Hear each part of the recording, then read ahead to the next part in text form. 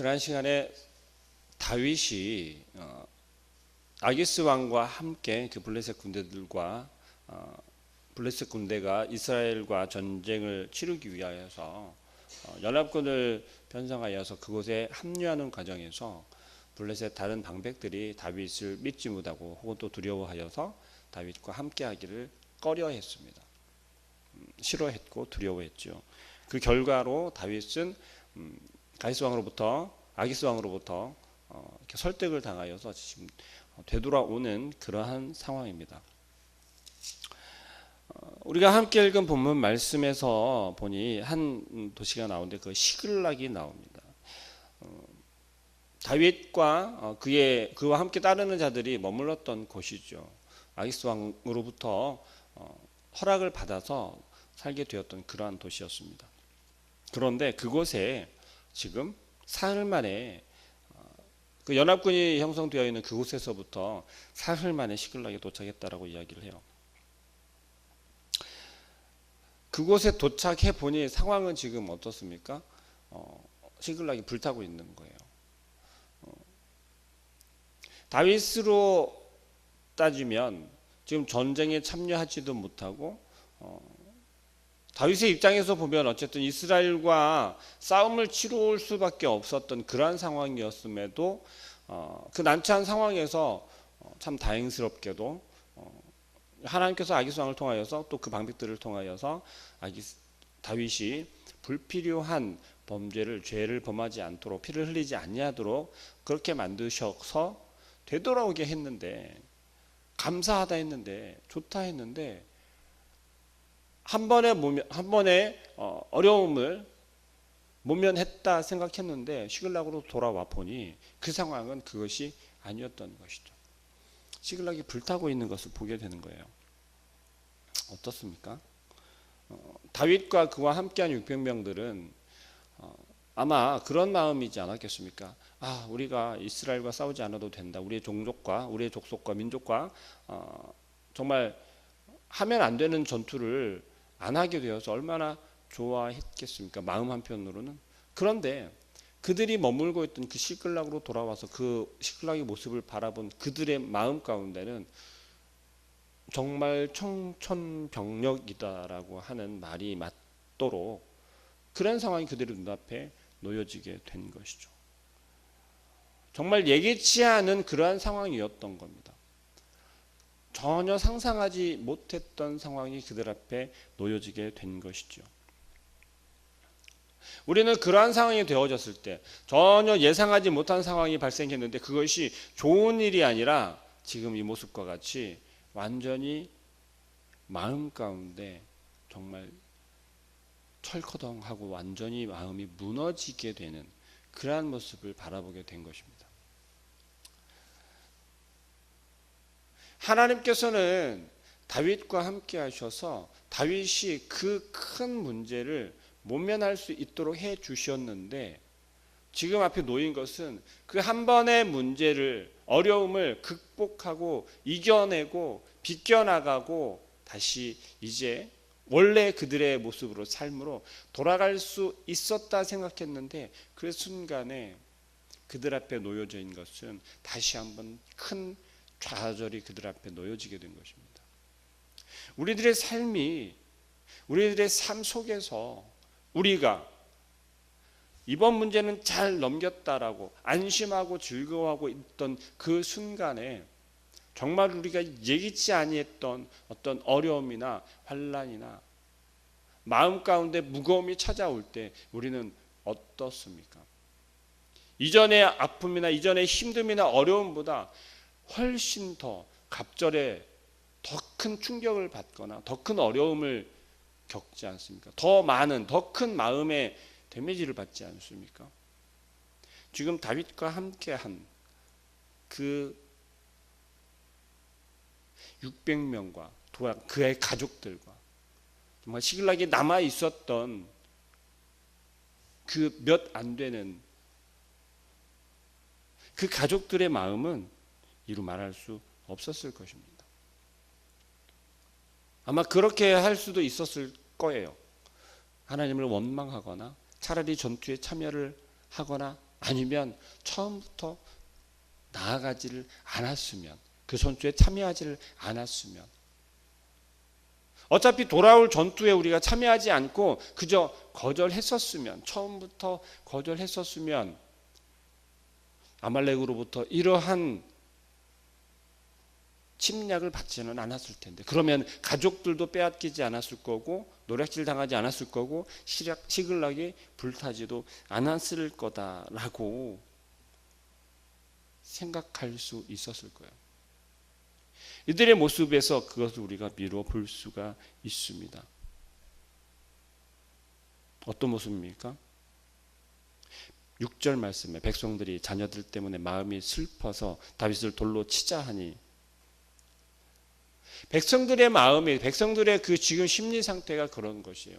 다윗 때문에 이 모든 것이 되어졌다라고 생각하는 거예요. 여기는 거예요. 왜요? 다윗을 따랐기 때문에, 다윗을 따라서 지금 그곳에 왔기 때문에.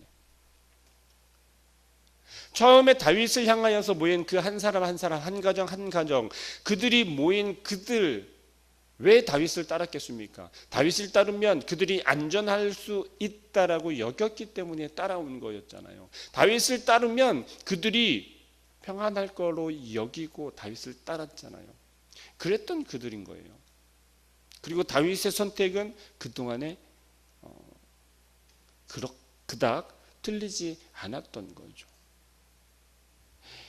이스라엘 족속을, 이스라엘 민족들을, 그들을 떠나서 지금 블레셋 방백에 들어와서, 블레셋 땅에 들어와서 살고 있지만, 아기스 왕의 정말 후한 대접에 시글락에서 그들이 마을을 형성하고, 또 어찌 보면 작은 나라를 형성하면서 그렇게 살아갈 수 있었는데, 그것이 다 누구 때문에 그랬습니까? 다윗이 이끌고 갔고 다윗이 그곳에 정착하였기 때문에 그들이 그곳에서 살아가는 것 아니었습니까?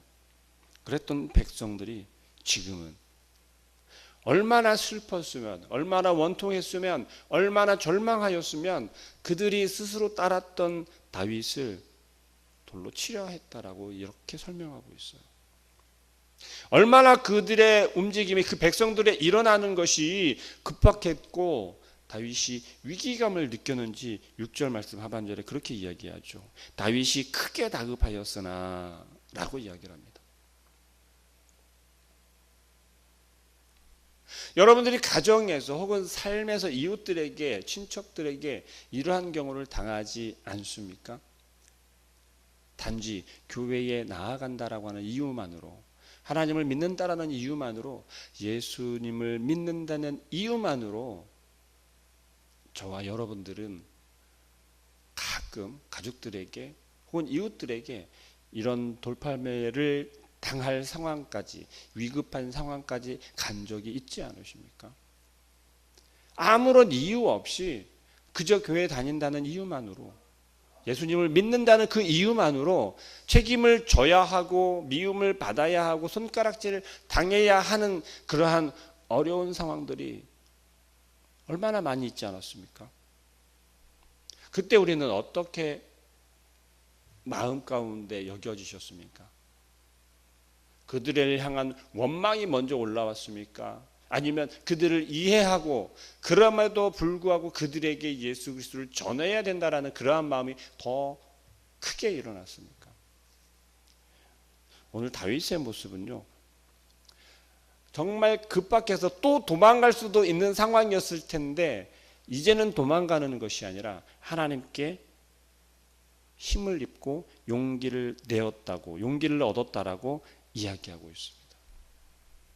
그 순간에 다윗은 하나님을 생각했던 거예요. 하나님을 의지했던 거예요. 하나님께서 방법을 주실 거고 하나님께서 지금 이 상황을 모면할 수 있게 해 주실 거다는 확신이 있었던 거예요. 그러한 마음이 생겼던 거예요. 그 마음에 하나님께서 그 마음을 보시고 다윗에게 용기를 주셨던 거예요. 그 결과가 어떻게 됩니까? 7절 말씀에 다윗은 아비아달을 통하여서 어떻게 합니까? 하나님께서 어찌 하실지를, 하나님께서 우리에게 어찌할 바를 알게 하실 것을 하나님께 묻고 있잖아요. 다윗이 분하고 원통하여서 그들을 쫓아가려고 먼저 생각하는 것이 아니라 하나님께 구하고 있다라는 거예요. 이전 같았으면 어떻게 했습니까? 다윗이 분하여서 어떻게 해요? 쫓아가잖아요. 쫓아갔잖아요. 그런데 지금의 다윗은 그러지 않는다는 것이죠. 다윗의 마음도 그들과 다르지 않았을 거예요. 왜요? 오늘 여기에 설명해서 그러잖아요. 4절 말씀에 다윗과 그와 함께한 백성이 울 기력이 없도록 소리내어 울었다라고 이야기를 해요. 여러분들 이렇게 울어본 적이 혹시 있으십니까? 울 기력이 없을 정도로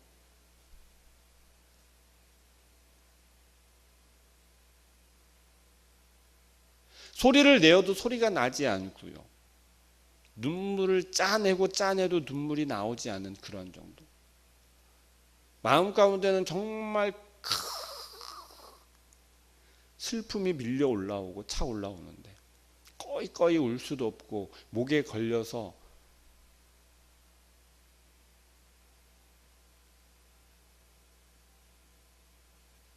이 말씀이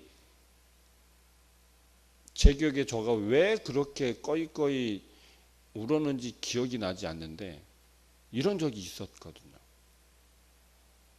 근데 그게 집안에 큰일이 있어서 그런 것도 아니었고 제 기억엔 중학교 수련회 때 그랬던 것 같아요. 저희 때는 왜 기도원으로 많이 수련회들을 갔었잖아요. 텐트 천막 싸매고 보통 조그만 산에 있는 기도원 많이들 찾아가고 그랬잖아요.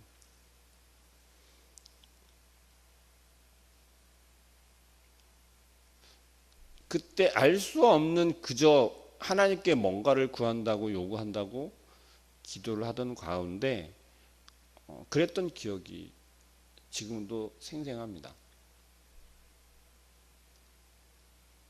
아무리 소리를 질러도 소리가 나지 않고 정말 울고 싶으나 그 울음이 그저 눈에서는 눈물은 흐르지만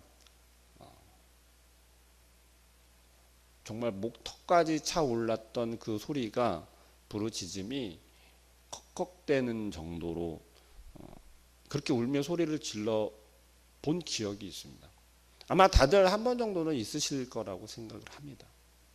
그런데 지금 다윗과 함께한 이 백성들은 그런 소리가 나지 않을 정도로 소리내어 울었다라고 이야기를 합니다. 그건 무엇을 이야기하고 있습니까? 그들이 얼마나 절망했고 얼마나 원통했고 슬펐는지를 우리가 미뤄볼 수 있다라는 거예요. 다윗의 성격이었으면 그 상황에서 그 자리에서 아마 당장 따르는 그들을 600명을 끌고 바로 쫓아가지 않았을까 생각해요. 이전에도 한번 그랬잖아요.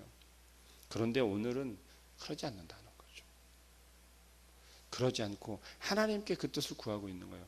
하나님께서 지금 이 상황 가운데 우리로 하여금 무엇을 보게 하실지를 다윗은 깨닫기 시작한 거예요. 가장 먼저 취한 것이 무엇이었습니까? 하나님께 묻는 것이었어요. 하나님께 이것을 쫓아가리까? 이들을 쫓아가면 어떻게 할 수 있겠습니까? 하나님께서 우리 손에 그들을 넘겨주실지를 묻고 있다라는 것이죠. 그 하나님께서는 어떻게 응답하십니까? 넘겨줄 거라고, 다시 되찾을 거다고 하나님께서는 말씀해주고 계시다라는 거죠. 이것은 무엇을 의미하냐면요, 다시 다윗이 백성들로 하여금 지금 어떤 상황입니까? 거의 좌절하여서 백성들은 다윗을 떨쳐내버리거나 정말 그를 쳐 죽이려고까지 했기 때문에 어때요? 다윗은 또 도망가야 하는 상황이 될 수도 있다라는 거죠. 그들을 피해서, 그 백성들을 피해서. 그러나 다윗은 그러지 않았다라는 거죠. 왜요? 다윗은 이제 다른 데로 갈 수가 없습니다. 더 이상 다른 데로 도망갈 처지가 아니라는 거죠. 그러면 어떻게 해야 됩니까?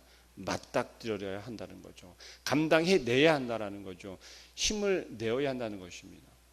그들과 당당히 맞서서 이끌어 가야 한다는 거예요. 그게 지금 다윗에게 놓여진 가장 큰 책임이었어요. 어떤 책임이요? 백성들을 이끌어야 하는 그러한 책임 말입니다. 다윗을 따르는 그 600명과 그 가족들을 이끌어야 할 책임이 다윗에게 있다라는 거죠. 바꾸어 이야기하면 한 나라를 이끌고 다스릴 책임이 다윗에겐 있다라는 것이에요. 하나님께서 다윗을 기름 부어 세운 것은 이스라엘을 왕으로 세우기 위해서 다윗에게 기름 부었지 않습니까? 다윗은 그 과정을 하나하나 지금 제대로 밟아가고 있다는 것입니다. 그리고 어떻게 합니까? 지금 그들을 뒤쫓아 가게 된다는 것이죠. 다윗의 마음대로 내가 저들을 내 분에 못 이겼어, 내가 화가 나서 정말 원수를 갚는 그 복수를 하겠다라고 하는 그러한 마음으로 쫓아가려는 것이 아니라 하나님께 철저히 묻고 하나님께서 우리에게 말씀하신 대로 순종하는 모습을 우리가 볼 수 있는 것입니다.